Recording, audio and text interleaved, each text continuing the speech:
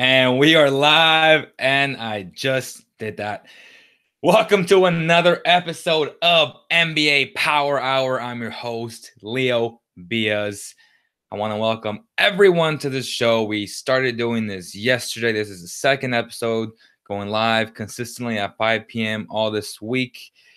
Probably not 5 p.m. on Friday because I will be in LA from All-Star Weekend. So I'm going to have to make some adjustments. But tomorrow, the next day, and if anything changes, I will make sure to let you guys know. But today's topics are hot. And I mean hot because we are talking about LaVar Ball and his crazy, outlandish comments about his three sons playing for the Lakers. And if they don't play together, he will pull Lonzo away from the Lakers, which is not likely because he's still under contract.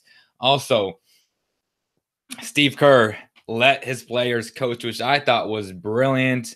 They got some flack for it. A lot of people use the word disrespectful and all this gibberish. The Suns suck. We all know it. And that's the team where you can try stuff like this. And I'm not opposed to it because Steve Kerr knows how valuable he is on that team and how much respect he has for these veteran superstar players on that roster. Also, players versus refs. This is getting ridiculous, guys. I'm tired of seeing all this gibberish about the players need to get more leeway. The players are crybabies, and I'll go more into that later in this show. Also, Donovan Mitchell, hands down, Rookie of the Year. I'm super convinced. I wasn't at first because you have to give credit to Ben Simmons, but in my opinion, Donovan Mitchell is and will be Rookie of the Year. And a lot of people, a lot of national heads or the people that get to vote for that award are leaning towards Mitchell now, which is a good thing. But I do want you guys to call in. The lines are open. It's 209-565-3079. Again, that's 209-565-3079. Let's get to this players versus refs things. I've always been on the side of the refs because as a player, and I've actually heard this at live games, some of the all-star players, I'm not going to name names, but they use, do you know who I am? And anytime anyone says that, it's the most egregious, disrespectful, actually disrespectful thing you can say. And when you start pulling that, do you know who I am, bullcrap, then the refs will take that personal. There's a lot of new young refs, and I'm on their side. Why would you allow another grown man to come at you sideways, cuss you out constantly? It just makes no sense, guys. But we do have a phone call. From. Let's take it right now. To accept, press 1. To send a voicemail. Welcome to the show, man. How you doing? Good. What's your name, brother? Brandon. What's up, Brandon? What do you want to talk about today, man? What do you think the Kings will do for this offseason coming up, since we got rid of all the contracts with George Hill and all that? So are you asking about what they can do with the cap salary, with the salary cap? Yeah. Flexibility, or yeah, what? Go ahead. Yeah, how much cap do you think we'll have? Okay. Is there anything else you want me to talk about? Player. Is there anything else you want me to talk about? What player do you think we should get in the draft? Okay. And Brandon, right? Yeah. And where are you calling from? Michigan. All right, brother. Appreciate you calling in, man. Thank you. You're welcome. All right. So I want to answer the questions from Brandon. Appreciate your call, buddy. Straight from Michigan. Appreciate the support. The first question is, and obviously we knew we were talking Kings basketball when I made this show and I made all the promos earlier. The Kings will have a lot of flexibility for 2018 and 2019. They're going to have to look and pretty much see what they have in their own young players, because if any of these young players turn out to be stars, they have to be flexible enough to re-sign their guys. And the big question mark to me is Willie Cauley-Stein. What will they do with Willie Cauley-Stein? At the end of the season, he will be available for the extension, which I don't think they should do. But because he has been playing a little bit better, they might be inclined to maybe negotiate a cheaper contract. Yesterday, I spoke about the right number for me is $8 to $12 million, but I know his people will command $13 to $20 million, which I would not go in that direction, in my opinion. They can possibly target a guy like Nurkic from the Blazers. The Blazers have a lot of money tied up in their backcourt and other players, other mistakes they made 2 years ago during the offseason by signing Turner, Crab, which they got rid of, and other players. What's his name? The cocky white guy that got smashed by DeMarcus Cousins. I'm not thinking of his name right now. But anyways, if the Kings can possibly offer $15 to $20 million, somewhere around that range, I think they can lure Nurkic away from that team. And to me, Nurkic would be an upgrade over Willie and an upgrade over any of the bigs that they currently have. He's still relatively young. He's only 23 years old. Willie is 24 years old, who is also young. But I would go with Nurkic. But what scares me about Nurkic is his ability to not stay on the floor. I know he lost a lot of weight, which is a good thing, but he does get injured a lot, and he is known to be a hothead at times.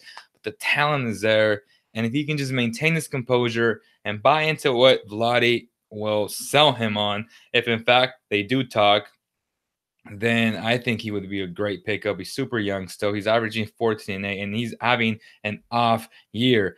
I don't think anyone on this team is averaging 14 and 8 consistently, although Willie has been averaging 13 and 8 the past month and a half. So that's what I would do. And as far as who should the Kings draft, then the obvious to me is Luka Doncic. To me, Luka Doncic is the clear-cut best player in this draft. He's a game changer.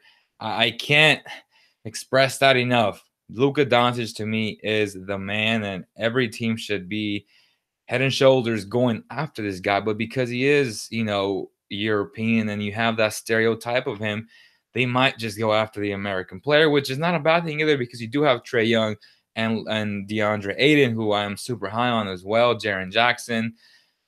But Luka Doncic at 18 years old has been playing with professionals his entire professional career, and he's been able to show and perform at a high level, which to me is very valuable, because I honestly believe that if he would be playing right now in college basketball, he would be averaging 30 to 40 points a game, because he is that good. So I hope that answered your question. I do want to see what the people are saying on the text line. Again, you guys can go ahead and call the number. It's 209 565 3079. Let's see what the people are saying. What's up, man? Can we call? Yes, sir. What's up? What's up? I agree. Mitch is a beast. Will the Kings ever stop rebuilding? Think Puerto Rico will be done building before them. That's funny. You believe Buddy will win the skills challenge? Would suck if the Suns get a top 3 pick. Okay. Will the Kings ever stop rebuilding? And then the whole Puerto Rico might be, rebuilt before the Kings. I think the Kings, man, they're heading in the right direction. I like the pieces that they have. The Kings don't know what they have in terms of a solidified star. We think, at least I do, and I know a lot of people are high in the organization for De'Aaron Fox.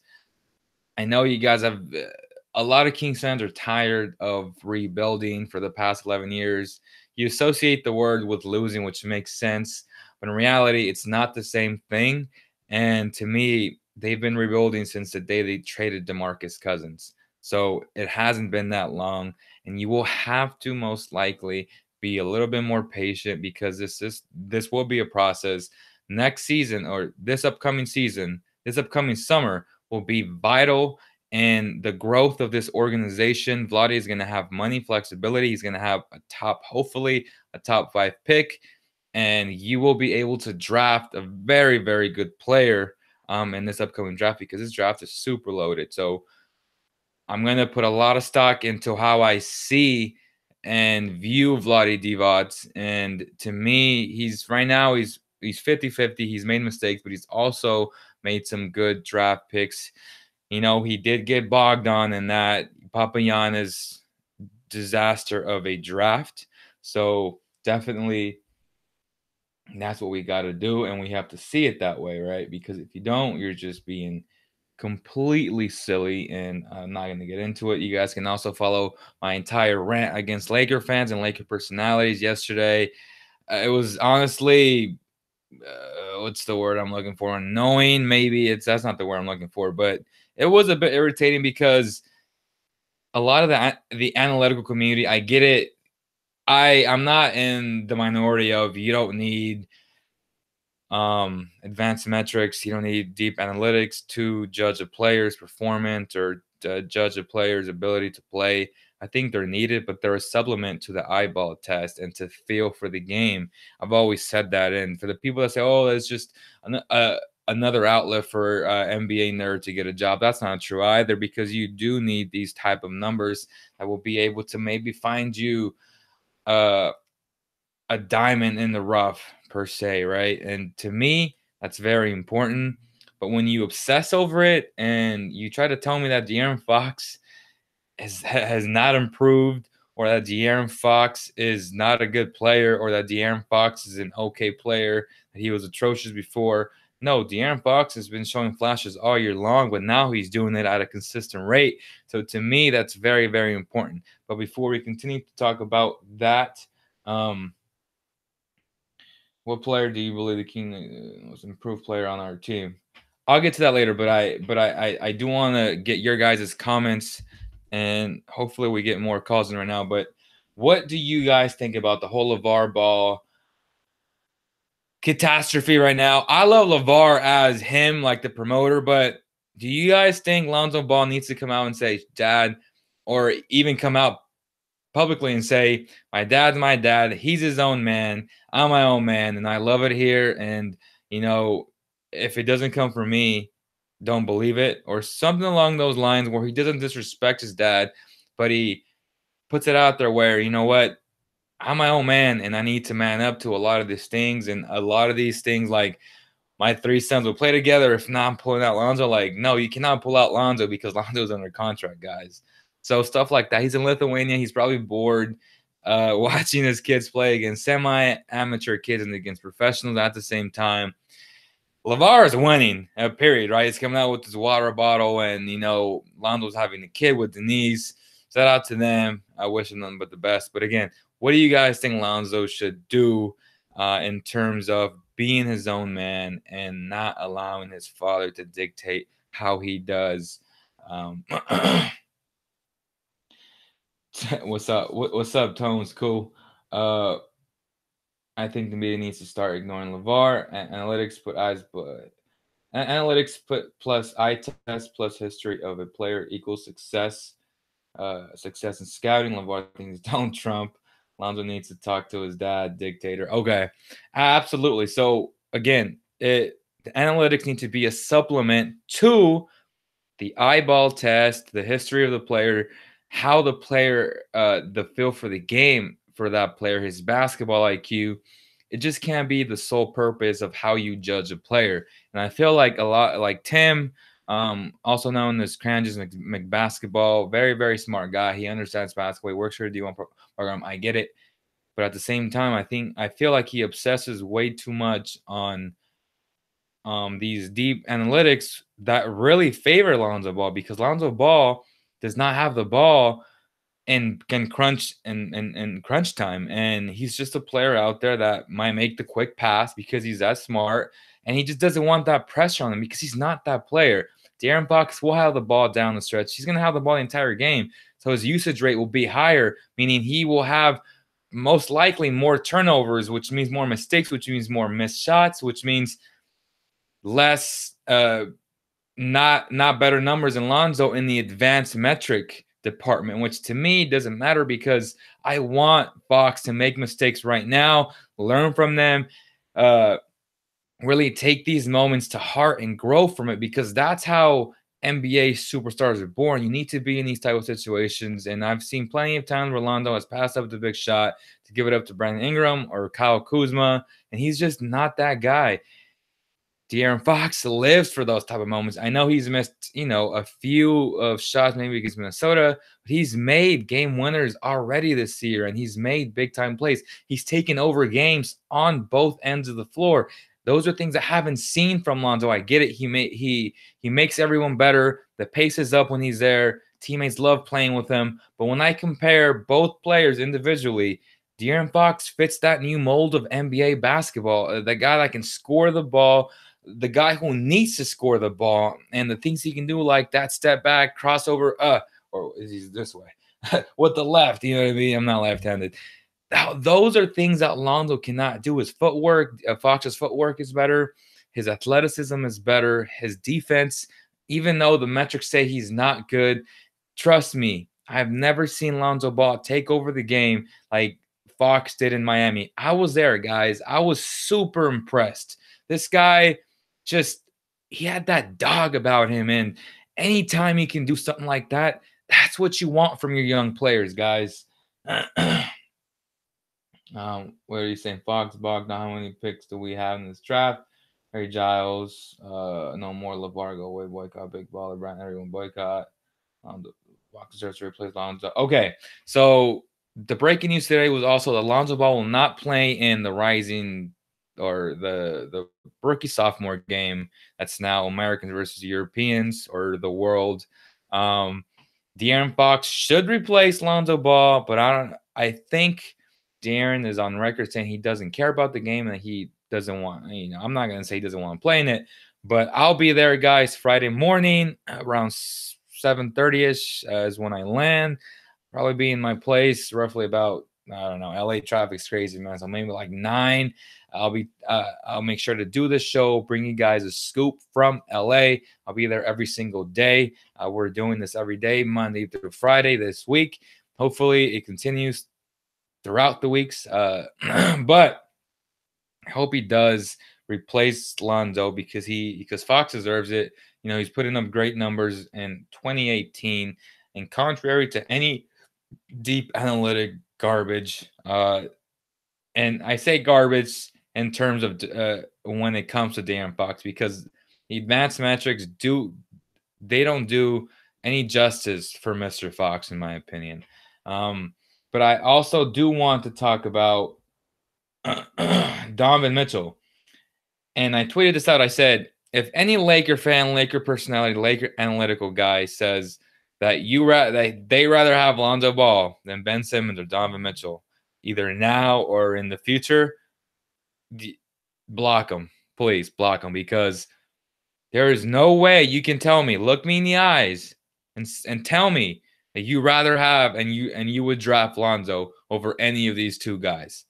De'Aaron Fox may be a different story. I can buy the argument, but I don't agree with it because I think Fox would be a better player and is a better player. But when it comes down to Donovan Mitchell and Ben Simmons, you best believe I'm going to block you if you come at me like that, because there is no way you can honestly tell me that you would rather have Lonzo Ball than Ben Simmons or Donovan Mitchell. It's just, there's no way. But talking about Donovan Mitchell, to me, Donovan Mitchell is Rookie of the Year. I know a lot of you guys love Ben Simmons, but Donovan Mitchell is a true rookie, not a redshirt rookie. And the things that he's doing, he's led his team to 10 straight wins, possibly 11 tonight.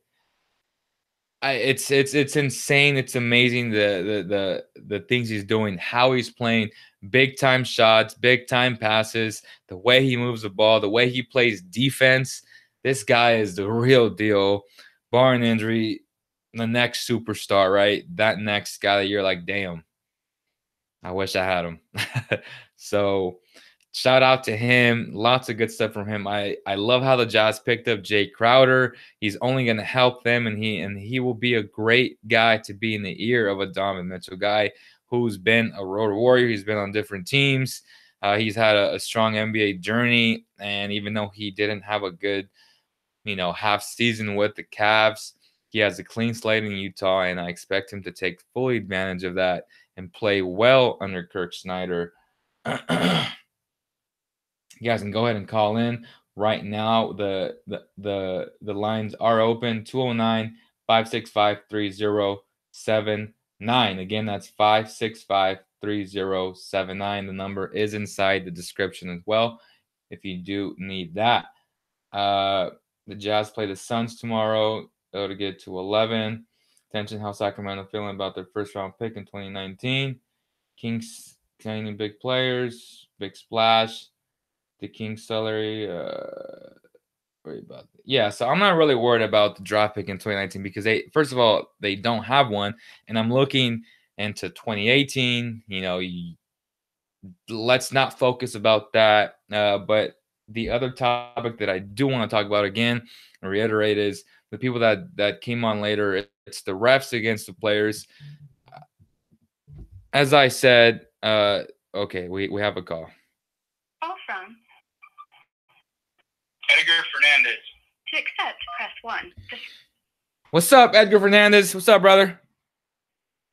What's going on, man? How you doing, bro? What do you want to talk about, man? Good, how are you? Good. Yeah, man, it's been a while. Real quick, because I don't got that much time. I'm on my way home right now, but so who do you think should be our number 1 pick this year? In 2018? Yep. Luka Doncic. Okay. So does that mean you think Willie Cauley-Stein is our future center? I don't, which is why I brought up Nurkic to be maybe a possibility because they will have a lot of money to spend, and I know the Blazers are tied up with a lot of money with their backcourt and some bad contracts that they did in 2016. So it's a possibility, man. And the whole European connection with Vlade, he's a skilled player. He's only 23. I mean, I would like Nurkic. Yeah, he's nice. He plays good defense. Yeah, and he's skilled. He's a big guy. Exactly. Any other question? Oh no, that was pretty much it. Because I mean, man, Cauley-Stein, he shows flashes, but he's been more consistent, but he needs to be better, man. This is year 3? Yeah, that's exactly what I'm saying, man. It's tough. He's shown flashes, but not enough for me to move the needle. You know what I mean? Especially with someone like say we don't get Doncic. You know what I mean? Mm-hmm. Someone like Ayton there, or absolutely. I have Ayton as my number 2 on my big board. That's either Ayton or Luka for me. So obviously you can't go wrong. Those look like franchise-changing players, man. Yeah, and also if I had a third guy in there as a franchise guy, it'd be Jaren Jackson from Michigan State. I'm super high on him. He's probably the safest pick out of all of them in terms of bigs. Yeah. He's just so fundamentally sound on defense and on offense, and I think he's going to be a really good player at the next level. Yeah, like I feel the Kings are pretty much set at guard, like with obviously Fox, Hield, and Bogdanovich. They look like they keep getting better. Hield needs to get better with his dribbling and defense, but I'm sure it'll get there. Yeah, to me, Buddy Hield is a very good 6 man and a guy that can get you buckets. You know what I mean? Oh yeah, and when he gets hot, he gets hot. Yeah, he's that Jamal Crawford, Lou Williams type player. Yeah, and I'm liking what I'm seeing from Justin Jackson lately. Now that he's been in the rotation, he's been more consistent. He has, and I just can't wait to continue to watch him progress as a player, man. But anyways, thank you so much, Edgar, for calling in. I really appreciate you, bro. For sure. All right, brother. Take care. All right, Leo. Have a good one. Yep. That's Edgar Fernandez, I believe. Thank you so much, brother.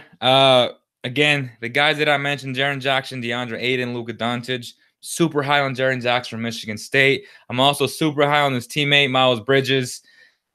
Oh, man, it's tough. Like, I love both players, and I'm super ecstatic about this draft, which is why I'm saying if you get a top 5 pick, you can do no wrong. Like, you're going to get a very good player. You got Michael Porter Jr., who's injured, but might come back this year, might not come back this year. I think he's a top 6 lock, regardless of what happens, if he plays or he doesn't play, or if he works out or if he doesn't work out. Just so many good players in this draft, from 1 to 10, in my opinion. I can't wait for it, guys. Again, if you guys want to call in, number is 565-3079. There are some good games going on right now as we speak. Miami and Toronto, 70-69. That's a good one. It's in the third quarter. You got Cleveland and OKC, national television, 16-12 so far. I'll be watching that after this live session with you guys. Also, the Kings play tonight, 5:30. So in about 5:30, it's 5:25. So about 5:35. So roughly about 10-11 minutes, that game should start. And you got Houston, Minnesota. Very good matchup. Like, that's a matchup I was talking about yesterday. I love the Timberwolves, but the Rockets to me are a better team, and they have more experience. But that's still a great game to watch and to maybe gauge as we get closer to the playoffs. And then you got San Antonio against Denver. But we have another call. Let's take that call right now.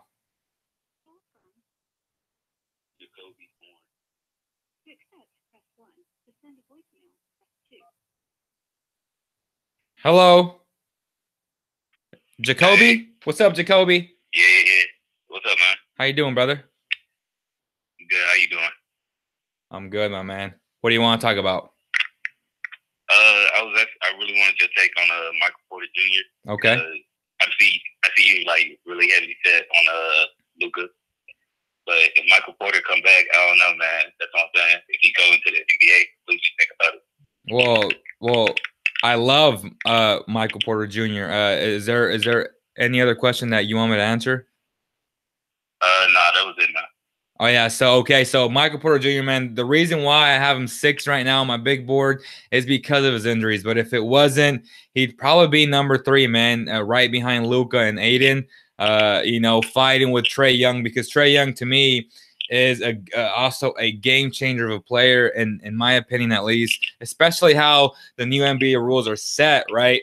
And anytime you're a pick and roll savant, a guy that can pull off from half court at any given moment, to me, that's super crucial. But with Michael Porter Jr., I don't know what to expect, because he's easily a locked-in top 6 pick, even if he doesn't work out with the team, because they're going to base it on his pure potential and his projection. But it scares me that it was a back injury. I just don't mess around with backs, man. And if a doctor tells me if a doctor says I'm 50-50 on it, I'm not taking him unless he's 100% sure that he might come back anywhere near close to what he should be, man. Sure. All right. Thank you for that, man. All right, brother. Appreciate you. So thank you, Jacoby, for calling in the show, man. Again, I love MPJ, but he scares me a little bit. But if you tell me, and if he does come back this year and plays for Mizzou, and I don't even care that he puts up numbers or not. I don't. I just want to see certain flashes of his brilliance that he showed when he was National Player of the Year. Then I will be sold. But there's a lot of ifs there, right? And I'd rather go with a safe pick, and I'd rather go with Jaren Jackson, DeAndre Ayton, Luka Doncic, Trae Young right now as we speak. But I do love the idea of having a 6'10 guy who can do all the things that he did prior to his injury. Let me see. Another stream soon. This is the first. Trae Young is glorified J.R. Smith. Everyone's seeing what. Come on, man. Don't even come at me with no Colin Sexton. I like Sexton, but come on, man. Sexton is he's Jordan Clarkson. Sorry to tell you guys that. And that's necessarily not a bad thing, but to me, that's what he is. Someone said, you're not going to be salty when the Celtics get your pick in 2019? Yeah, I mean, shout out to the Celtics. You're doing everything right. You know, they have good young players. They got Kyrie Irving. They have Al Horford. They just signed Greg Monroe. I thought they would get Tyreek Evans. If they had Tyreek Evans, that would have solidified them as the clear-cut favorites to make it to the NBA Finals, although I still think they might make it to the NBA Finals, but they would have to get over or have to get through the Toronto Raptors because I'm not sold on the Cavs. I spoke about that yesterday on yesterday's stream. You guys can go ahead and watch that one as well. Join the conversation there. I'm not sold on Clarkson, Nance, George Hill being these very good players in the playoffs because we know George Hill is not really dependable when they need him to be dependable. And I mean not just on the floor, but sometimes when he's not on the floor, because sometimes George Hill does not show up in terms of not playing the game because he is known to be a little bit soft. So I don't like that, and I don't like the sporadicness from Rodney Hood. You know, a lot of people from Utah that I spoke to that said the Jazz were not high on him in terms of giving them an extension after this season, which is why they had to deal him and get something in return. And to me, Jay Crowder is a perfect guy to be in that system. So I like what Utah did there. Again, the Cavs looked great, but you know what I mean? Like, they don't have a star player. They don't have a star ball handler. They're just good players. That's all they are. I don't know if that'll be enough in the playoffs. LeBron James, man, he has a heavy task ahead of him. I just don't know, and I'm not sold on them. I'm just not. I have the Bucks over them. I have the Raptors and Celtics over them because I feel like Jabari Parker, when healthy, is better than everyone on that team except for LeBron James. Obviously, that's a no-brainer. But when you put Eric, which I think Eric Bledsoe is better than all those guys as well. So you got Eric Bledsoe, the Greek Freak, and a healthy Jabari. We don't know, but we got another call coming in. Call from All right, what is it? Miles. To accept, press 1. To send a voicemail. What's up, Miles? Welcome to the show, brother. Hey, what's up, man? Thanks for letting me in. How you doing, brother? What do you want to talk about? I had a question. I was seeing your take. Are you more excited for Harry Giles to play next year or our next draft pick? I'm more excited if they get Luka Doncic. And trust me, Yeah, I was wondering. I love Harry Giles, like I really do. We're actually good friends, but I'm not excited because I know we have him. I guess that's why maybe, and I know he's going to be there. But I am excited for the 2018 draft class for sure. Yeah, for sure, man. So where do you see Luka fitting, though? Would he play the 3 alongside Bogdan and Fox? Or Correct. Right now, play. Correct. Luka Doncic right now is 6'8". He might be 6'9", 6'10". By the time he turns 19 and a half, you know, they relatively stop. They stop growing by 20 and a half. They say 21, but I don't buy. I mean, I stopped growing, and I know a lot of athletes that stopped growing. I know Ingram grew a little bit over the offseason. So there is still hope that he grows. But even if he doesn't, worst case scenario, 6'8" is a good size to be a small forward in the NBA. And Luka Doncic can play backup point guard just like Bogey's been playing this year. He can play backup shooting guard. He's just such a smart, crafty player, man, that can really do it all. And trust me, if you like Bogdanovich, you're going to love Luka Doncic because he's 18 years old. And he's already as good as Bogey. Yeah, man. Yeah, I think people don't realize, like, you know, the casual fans, that he's only 18. It's insane. I know. It's ludicrous to me. Yeah, and I wanted to know, where is Bagley on your draft board? Because he's like number 2 or 1 on mine. Wow. I'm actually not very high on him, man. I'm not in love with his defense. I'm not in love with his jump shot, and because of that, I have him 7th right now. Oh wow. Yeah. So I think his jump shot's the only concerning thing, but yeah, I mean, defense, and that's what we need the most. Yeah. So correct. So I'm not saying he's not going to be a good player. I actually like him a lot, but I like 6 other guys ahead of him, and I do have Michael Porter Jr. over him. And the reason why he's not in my top 3 is because of his injuries. But as of right now, I have Luka Doncic, DeAndre Ayton, Trae Young, Jaren Jackson, Miles Bridges, Michael Porter Jr., and then I have Bagley. Okay. Yeah, I mean, nice. I love Trae Young, man. I think he's the second best player in terms of pick and roll and just the ability to shoot the rock. And with how the rules are placed today, I think he's the perfect fit on any team, man. I think he'd be a great fit next to De'Aaron Fox, believe it or not. Yeah. Do you think the Kings could end up taking him and Vlade calling up other teams and trading him? That's a possibility, but I don't see why they would do that. I mean, they'd be like a Chris Paul, James Harden type thing, right? Where you have two point guards. And, you know, I would go with that because I know someone's going to say, oh, well, defense. But to me, first of all, nobody plays defense. And De'Aaron Fox is more than capable of guarding a shooting guard because he's shooting guard height. He's 6'4" and he's super lanky. So I have no issues with these two guys playing together. And I know they would love to play together. Yeah, because, I mean, Phoenix, you know, a couple years ago showed it could work with Absolutely. Knight, Bledsoe, I mean, the Rockets are showing that right now. You know what I mean? They really are. I mean, how tall is Harden? Is he 6'5"? Harden is 6'3", 6'4". Oh, okay. So yeah, De'Aaron Fox they actually play pretty similar. Just exactly. Harden can shoot the rock way better. Exactly, and I think Fox has the ability and the potential to get to that level one day, man. If like his jump shot lately has been looking super smooth, so I'm super excited. Oh yeah. What do you think about Bruno? Do you think he could be an impact, or do you think he'll? I don't. I think he's just a guy that they can cut after the year and just, you know, have some money for flexibility. Although he has freakish like height and then length and stuff that I've never seen, but at the same time, you have to ask yourselves, why would the Raptors give up on him if he was that good, or you know what I mean? So I'm not gonna. Yeah, no, I feel that. Yeah, Sean looks really funky too. Exactly. But, yeah, I had another question too.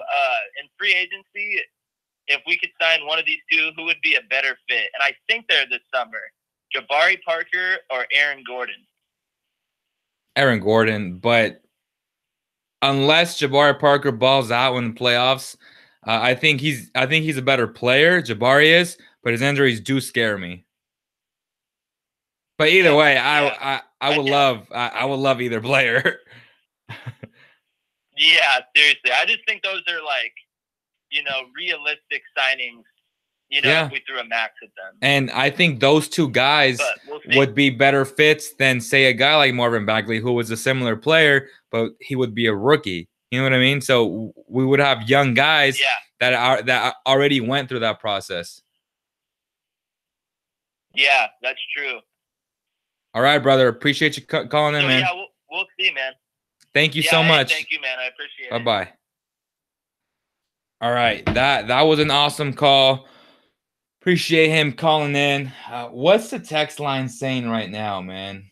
LeBron's going to the Lakers or Houston. No way he stays. I think he's going to Houston or LA. As you just stated, bro, I've been saying that for a while. I don't see how he stays with that roster. And when reality hits them in the playoffs, he's gone on that first charter flight or that private jet to LA and to his house over there, man. And then he'll probably think about it, be like, all right, what do I want? But yeah, definitely. Let me see. The Celtics are a healthy. Nevada, though, shout out. God, so many. I haven't even seen any of the comments. LeBron. Mouth watering, thinking about Giles and Aiden. That would be nice. I'm not gonna lie. Like Aiden and Giles would be scary on paper, at least. I think Willie should be a 4. He's not a 4. He should not be a 4. As a matter of fact, he's not a 4, and he should not be a 4. But that's just me keeping it real. It's hard to come up with a big board before March Madness, though. Not really, man. Even before March Madness, the only guy that really moved up in the top 5 was De'Aaron Fox, as a matter of fact, because he had such a good tournament. He was about 7, 8, and then he just skyrocketed up, and the rest is history. Now he's the Sacramento King, but you don't need March Madness to see. I think March Madness can be for the guys that are like lottery picks to like anywhere from 11 to 25. That's where they can maybe make some extra money by getting drafted higher. And then it's not just the March Madness, it's how they perform during the pre-draft workouts, because that's, to me, the most important thing. And depending on who they work out for and how they do during the interview process. That's going to be super, super interesting, guys. Is this stream delayed? Is that just me? I am not sure. Kings are the future Spurs team. I wish. Who wins March Madness? Nevada's gonna win the whole thing. I'm just joking. I mean, I hope they do, but I don't think they will. If Donovan Mitchell played for a bigger market team, he would easily be Rookie of the Year. No question about it. Like, that's not even the question. But because he does play for Utah, and I love Utah, but it's a smaller market, and it's Utah. And they have that negative connotation, just like it's Sacramento, or just like it's Milwaukee. You know what I mean? Like, it is what it is, and you have to deal with the whole big market, little market bias. Let me see. We love you, BS. All right, Tones. Appreciate you, man. Fox's Parker, Bogies, Manu, Giles, Duncan, Miles, Mason, Mills, Jackson is great. I love the wishful thinking. But have I spoken about all the topics, because the Kings are about to play again? Steve Kerr lets his players coach. What do you guys think about that? I know a lot of people were hating on that, saying it's disrespectful. And again, I did go over it in the beginning. I think it was brilliant, because anytime you're the Golden State Warriors, you're the best team in the NBA, hands down, and you lose 3 out of 4 games or something along those lines. I'm not sure what it was. It was 3 out of 4 or 2 out of 3.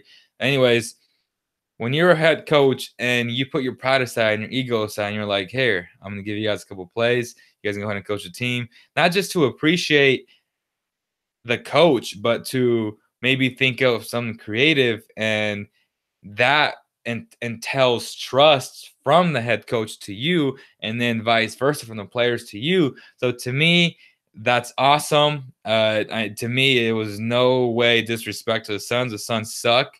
I don't know if there's any Suns fans that will listen to this, but if you guys are, your team is not very good, and I wish you guys the best. I hope you guys draft Trae Young, but I don't think you guys will. Trae Young, Booker would be beautiful and be fun to watch for the next decade, but I don't think that'll happen. Yeah, guys. If the Warriors keep winning, Steve Kerr can coach however he wants. Exactly. Vice versa means vice versa. You should look that up, bro. Golden State has a lot of talent. Anyone can coach them. That's true, too. I honestly believe that. If Luke Walton coached them I think he had like 4 losses. If their other coach, Mike Brown, coached them, then you can already tell, like, I can go in there and coach that team. Like, no question. I have no doubts in my mind I can go and coach that team. Sorry, my cousin's banned from watching this. Bro, LOL. I don't know if you guys want to call in. It is 5:43, 15 minutes to the hour. I appreciate you guys calling in. Lots of good stuff. I have received really good phone calls today from you guys. Yeah.